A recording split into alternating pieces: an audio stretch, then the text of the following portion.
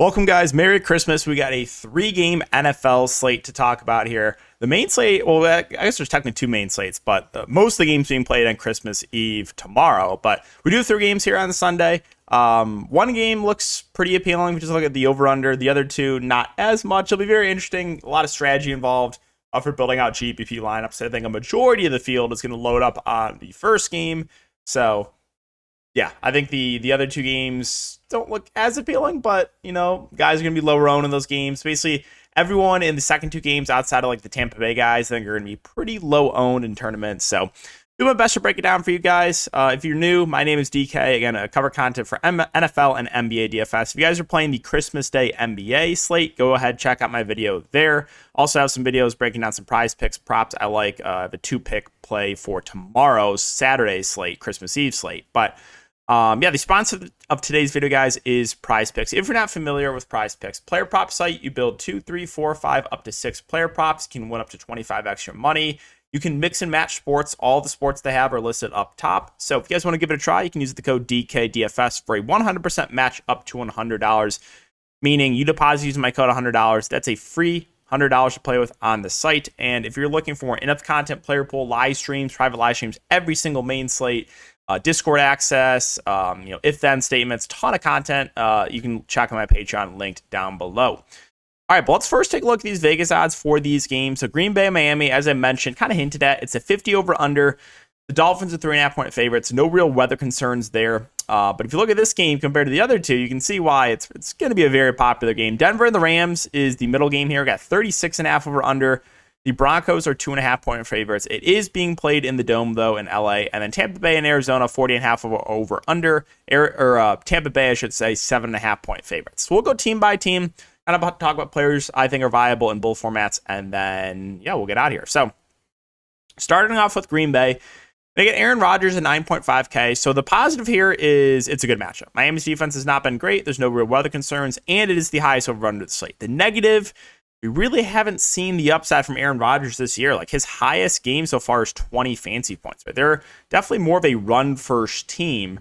So right now, I would say Rodgers is playable as a cheap quarterback. Not my favorite, but not a guy that I'm going to go like jam into my lineups either.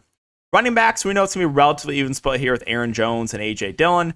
Jones is the guy with the higher ceiling. He's a bit more involved in the passing game, where A.J. Dillon, bit more of the early down, bruiser back. But I expect both running backs to get a healthy amount of snaps. It'll be a relatively even split, like I said. But I think the ceiling's higher on Jones. I think it might be easier to get to A.J. Dillon for the salary. But if you want that ceiling in tournaments, Aaron Jones is your guy. Wide receiver. So 4 wide receivers will play here with Watson, Lazard, Dobbs, and Randall Cobb. So Lazard is a guy that played a majority of the snaps. He just didn't do much with those snaps. I think he's going to be a pretty low-owned play. Watson also got a healthy amount of snaps. He's probably the guy at the highest ceiling. If you just take a look at the last 5 games. Outside of the last game, 35, 21, 24, and 24 fantasy points. I will say, though, he has gotten pretty lucky with the touchdown variance. So when he didn't score a touchdown last slate, he kind of came back down to earth. Romeo Dobbs, that kind of eased him back in, but was still had a good game in the limited snaps, went for 5 catches on 5 targets. And Randall Cobb will still see some snaps, but his snap rate went down for Romeo Dobbs back. He'll be operating as the wide receiver 4. That tight end, they will play a lot of guys, but Robert Tonyan is their pass catcher. The downside here is just not a lot of targets recently. 4, 3, 2, and 2 targets over the last 4 games. Mercedes Lewis will play some. DeGuara will play some. But they're just more dart throws in tournaments. Moving on to Miami, I think Tua Tagovailoa is going to be a pretty popular quarterback play just because he's easy to stack. And again, this is the highest total of the Sunday slate. So do like the ceiling on Tua. He's been struggling a bit of late, 15, 16, 12, and 18. But we've seen earlier in the year, like Tua still can put up those big games. And he has some explosive wide receivers. So Tua, I think a good play in both formats. Running back, it's pretty important to keep an eye on Jeff Wilson. I think he's going to play. He's listed as questionable. He was able to practice in limited fashion this week. So That leads me to believe he will play. If he does, I think it's going to be a pretty even split with him and Mostert. If he misses, then I really like Raheem Mostert, who would be basically like a bell cow back at 17 carries and 1 catch on 2 targets. So we'll monitor that. But if they both play, I think both are playable, but it would be hard to, for me to have a strong lean on which one I prefer, unless we get news that Wilson would be limited. Wide receivers, so pretty easy to talk about. Tyreek Hill, Jalen Waddle, these guys are going to play majority of the game. Tyreek Hill has had the much, much higher floor of late, the much, much higher ceiling as well. He's going to be an extremely popular play on the slate, but hard not to like him. Again, Waddle did have a big game last game, but he's shown the floor. Now, the snaps are still there for him. He's still playing a majority of the snaps, so still like the ceiling on Waddle as well. And then Sherfield will be operating as the wide receiver 3. He'll be playing in the slot. He is only 3.2K, so I think he stands out as a pretty good value in the slate. I expect him to play probably about half the game. You'll see Cedric Wilson play a little bit as well, but I'd rather get to Sherfield, who I think will play more. At tight end, Mike Gesicki, the pass-catching tight end, but his snaps have not been great recently. Durham Smythe's been out-snapping him at 2.5, but he's not running a ton of routes either, so I guess if I had to play a Miami tight end, it would be Gesicki, but I don't feel great about either. As we move on to Denver and the Rams, so Denver, we do have Russell Wilson is back. He missed last game. He's had a down year for sure, but he's cheap. He's cheap, and this game's being played in a dome. So, this game, I think a lot of people will avoid it. I kind of like it for tournaments. Both these teams, you have some cheap options you can go to. So, I do kind of like Russell Wilson for tournaments. At running back, Latavius Murray is expected to play. He had a huge game last week. I think that was probably a bit of an outlier. Expect Marlon Mack to mix in. Divino Zegbo probably get some touches as well. So do expect 3 running backs to play, but I think Latavius would be the early down back, the guy that gets the most snaps. So he's playable at only 5.6K. Wide receiver, so Courtland Sutton's 4.9. He said he's expected to play, and assuming no limitations, I like this price point a good amount in Sutton. Him and Judy are relatively cheap. They're the clear go-to guys on this team. So I actually do kind of like both the Rams pass catchers for value.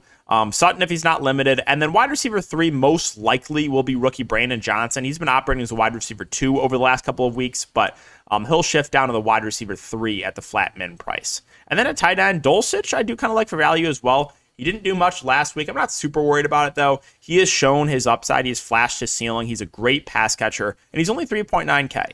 So I think, personally, I have more interest in this game than most, just because I think the ownership's going to be low, and I still could see ceiling on some of these guys, and it's not like anyone's super pricey. And moving on to the Rams, Baker Mayfield's 5.3.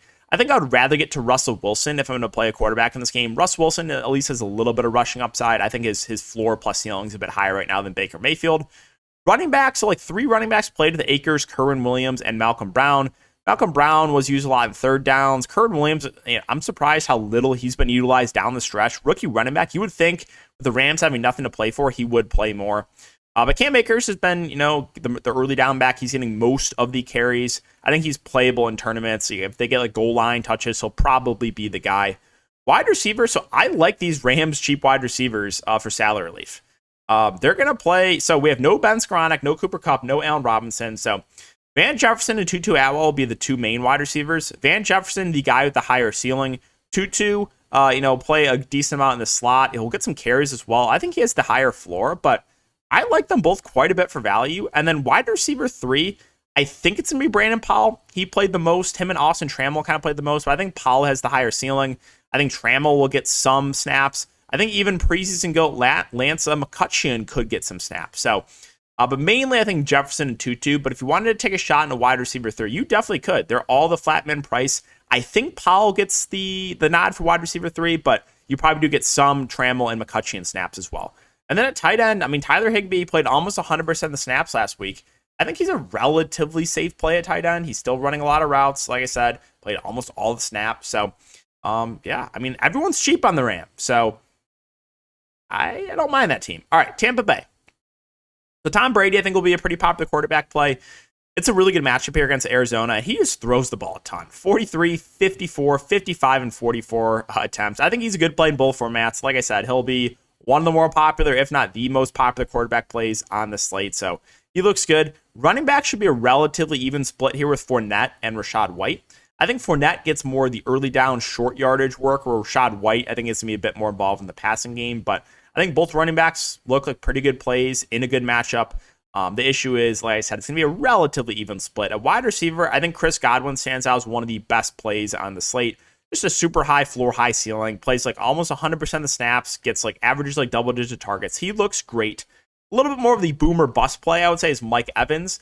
He's been down of late. I mean, 10, 5, 9, 8, 13 fantasy points over the last 5 games. Maybe that keeps his ownership low, but we know Mike Evans still has that big play upside, a guy that can break a slate. So I do like his ceiling in tournaments. And then Julio Jones news is pretty important. If he plays, I think him and Russell Gage will split snaps. But if he misses, you saw Russell Gage operate as the clear wide receiver 3. He had a massive week last week, 8 catches on 12 targets. So Gage could be a solid value there if Julio Jones does not play.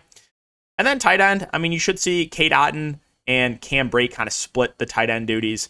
Cam Brate had 5 targets last week, and Brate still logged 19 fewer snaps than Otton, even though he had more targets. So both tight ends are playable, both more tournament plays. And then finally, Arizona. So this is probably going to be the lowest owned team of the slate, but I get why. I mean, no Kyler Murray, now no Colt McCoy too. So Trace McSorley, a guy who played a lot in the preseason, is now going to be the starting quarterback.